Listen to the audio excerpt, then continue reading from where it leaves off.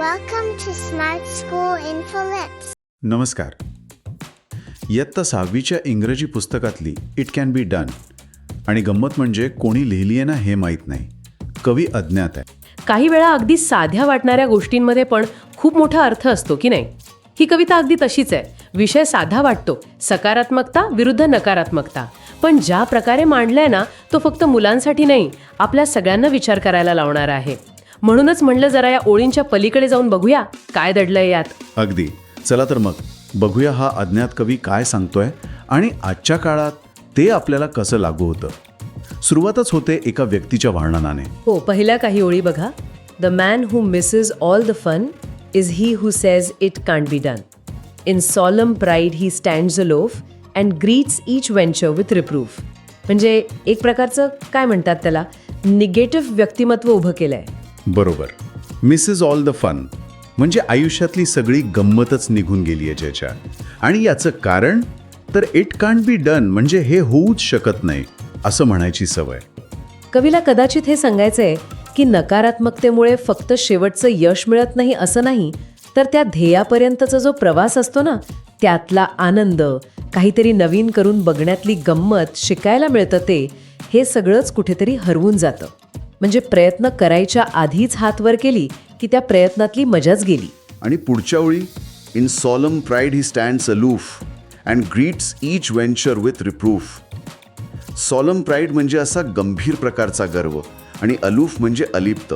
म्हणजे हा माणूस एका गर्वात इतरांपासून लांब राहतो. पण हा गर्व कसला? काहीतरी मिळवल्याचा नक्कीच नाही.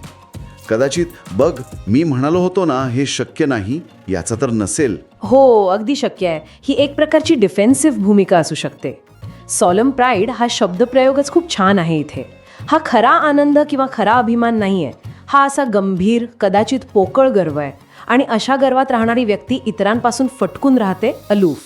आणि मग जेव्हा कोणी काही नवीन करायला जातं, व्हेंचर, तेव्हा ही व्यक्ती काय करते तर रिप्रूफ म्हणजे टीका, दोष देणं किंवा न आवडल्यासारखं दाखवणं. अच्छा, म्हणजे ही नेगेटिव्हिटी फक्त त्या व्यक्तीपुरती राहत नाही, ती इतरांवर पण परिणाम करते. ते स्वतः तर बाजूला राहतातच, पण कोणी काही करत असेल तर त्याला पण खाली खेचतात. पण कवी इथे थांबत नाही. पुढच्या ओळींमध्ये तो याचा अजून मोठा परिणाम दाखवतो. हो, पुढचा भाग तर खरंच खूप प्रभावी आहे. तो आपल्याला थेट माणसाच्या इतिहासाकडे घेऊन जातो. हॅड ही द पार he'd neface the history of the human race. We'd have no radio or motor cars, no streets lit by electric stars, no telegraph nor telephone, we'd linger in the age of stone. बापरे, कवी म्हणतोय की जर अशा हे होऊ शकत नाही म्हणणाऱ्या लोकांच्या हातात सत्ता असती तर काय झालं असतं. त्यांनी तर माणसाचा इतिहासच पुसून टाकला असता. इफेस म्हणजे पुसून टाकणे. केवढी मोठी गोष्ट ही. हो ना, ही कल्पना जबरदस्त आहे. म्हणजे कवी इथे नक्कीच अतिशयोक्ती वापरतोय, पण मुद्दा अगदी स्पष्ट आहे.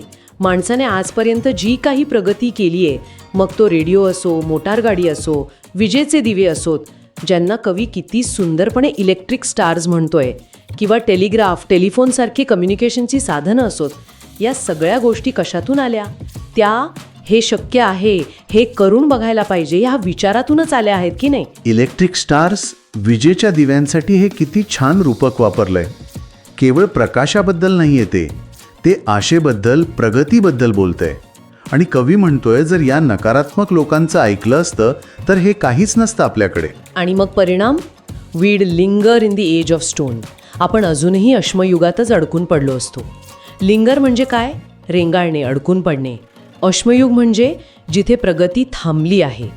कवीला हेच सांगायचं आहे की नकारात्मकता ही फक्त व्यक्तीचा आनंद नाही हिसकावून घेत, तर ती संपूर्ण मानवी संस्कृतीच्या विकासालाच थांबवणारी शक्ती आहे. हे खूप महत्त्वाचं निरीक्षण आहे. कारण आपण अनेकदा नकारात्मकतेला फक्त एका माणसाचा स्वभाव किंवा दृष्टिकोन म्हणून बघतो. पण इथे कवी तिला एक सामाजिक शक्तीसारखं दाखवतोय जी प्रगतीला थांबवू शकते.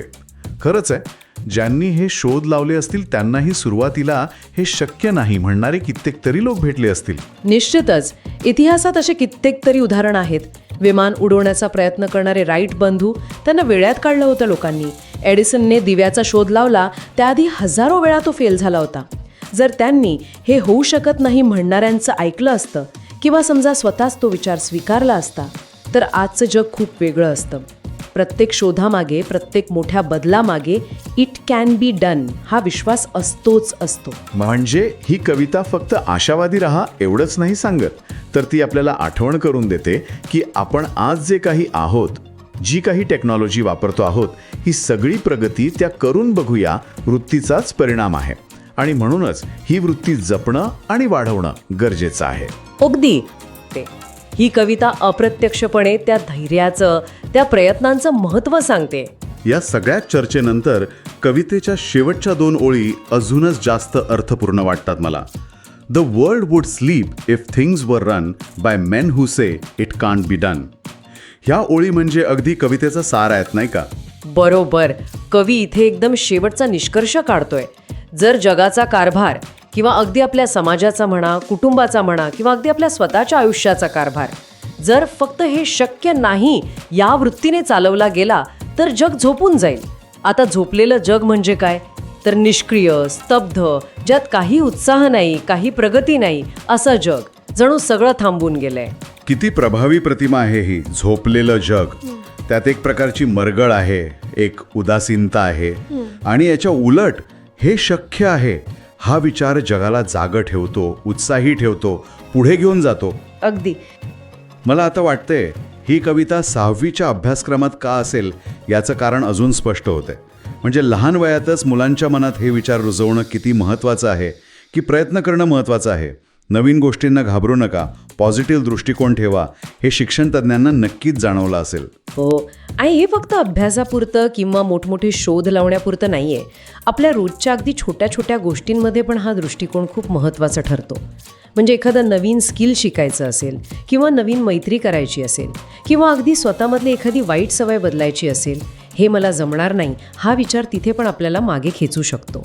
हे खरं आहे. आपण अनेकदा नकळतपणे स्वतःलाच लिमिट करून टाकतो.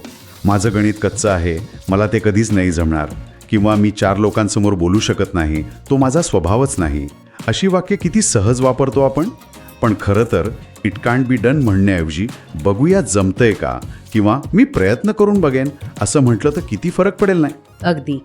मानसशास्त्रात याला फिक्स्ड माइंडसेट विरुद्ध ग्रोथ माइंडसेट असंही म्हणतात. फिक्स्ड माइंडसेटवाले काय मानतात की आपली बुद्धी, क्षमता ह्या जन्मतः ठरलेल्या आहेत, त्या बदलत नाहीत. त्यामुळे ते चॅलेंजेसना घाबरतात, अपयशाने लगेच खचतात. पण ग्रोथ माइंडसेटवाले मानतात की प्रयत्नांनी, शिकून आपण आपली क्षमता वाढवू शकतो. ते आव्हानांना संधी समजतात आणि फेल्युअरमधून शिकतात. ही कविता आपल्याला नकळतपणे त्या ग्रोथ माइंडसेटकडे घेऊन जाते. पण विचार मात्र खूप खोल आहे आणि ती अज्ञात आहे ना, हे पण एका अर्थाने चांगलं आहे. म्हणजे ती कोणा एका व्यक्तीच्या नावाशी जोडली न गेल्यामुळे तिचा संदेश अजून जास्त युनिव्हर्सल वाटतो. जाता जाता एक प्रश्न विचार करायला हरकत नाही. आपल्या आजच्या जगात जिथे टेक्नॉलॉजी एवढी पुढे गेली आहे, माहितीचा इतका भडीमार आहे, तिथे इट कांट बी डन या वृत्तीचं स्वरूप कसं बदललं असेल? ती अजून तशीच आहे की तिने काही नवीन रूपं घेतली आहेत?